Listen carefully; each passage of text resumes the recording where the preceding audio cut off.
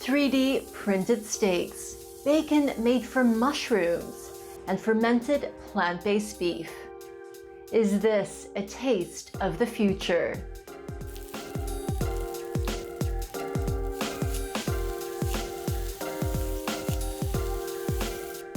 The global market for alternative meats is forecast to grow to $450 billion by 2040.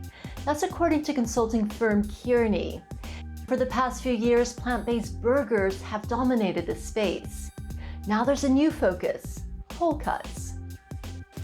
So the burgers and the sausages have been hugely successful, I think more successful than anybody expected.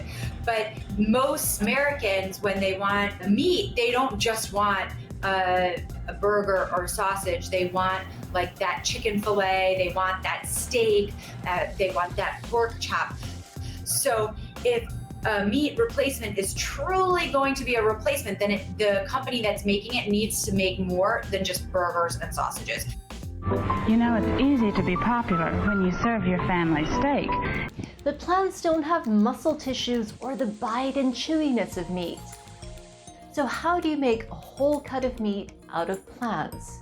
Well, Atlas Food has turned to mushrooms. Nature's already created the most compelling plant-based alternatives to whole cuts of meat in the form of specialty mushrooms. We grow these specialty mushrooms that people eat and have eaten for hundreds of years, but we grow them very, very fast and in very large formats that make it easy for us to turn it into whole cut meat alternative products. It works really well because the taste and the texture of meat is really grown right into the agricultural product as it's growing.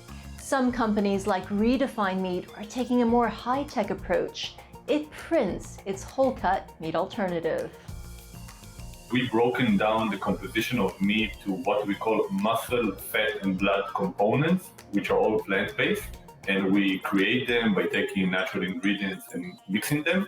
And then we have a machine, which is basically a very large robot that knows how to place each and every one of them in a precise place according to a three-dimensional file. And then we have meat that is really tasty, but it's 3 years of development, 5 patents, and a lot of hard work. Fermentation is yet another technology being used to create whole cuts.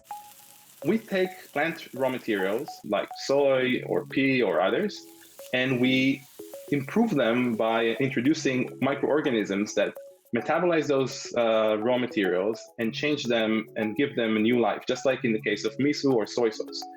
We have a proprietary process in which we take that raw material and turn that into something that really resembles a whole cut with its fibrous texture, with its nutritional profile, with fat marbling, and with the general appearance of what a whole cut is. Meat is a food that we all like, especially when it's tender and juicy and flavorful. At this point, no company has shown that they can really make a whole cut of meat that on its own looks, tastes, and has that same texture and mouthfeel as an actual piece of meat. So there's a big if there. If they can do it, I think that will be the future of this industry. My Bacon is currently available on a small scale, while whole cuts from Redefine Meat and Chunk Foods aren't yet on the market.